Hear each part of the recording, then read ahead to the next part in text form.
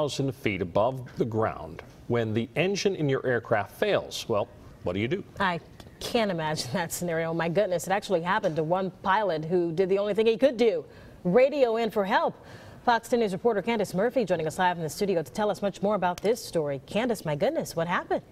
Well, Bob and Lenise, one pilot's emergency call for help was answered by a mobile air traffic controller who guided the pilot to a small landing strip at an Irvington airport. Today, I obtained the audio recording of how it all went down. Jeff Greer was working as an air traffic controller earlier this month when he received an emergency call.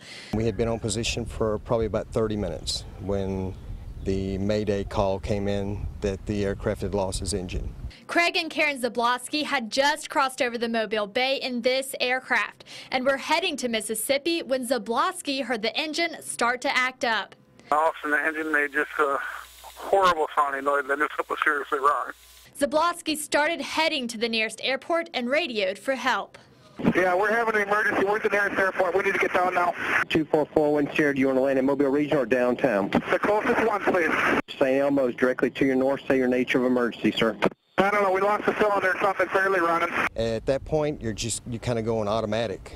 Everything that you've learned and been taught just kicks in. It's called Roy E. Ray Airport. Off your right side now, 2 miles. Is it a grass strip? You'll be looking right at it. It is a turf. They're saying it is a turf runway. Can you land there? What's your affirmative looking for? The training and instinct kind of took over that. I just needed to find the nearest airport or field or road. 2,000 feet long, 2,000 feet long turf runway. Yeah, we're going to have to do the turf one. Okay, then it's 12 o'clock. You have it in sight, 12 o'clock in a mile and a half. Forward here, we're looking. Okay, forward here has it in sight.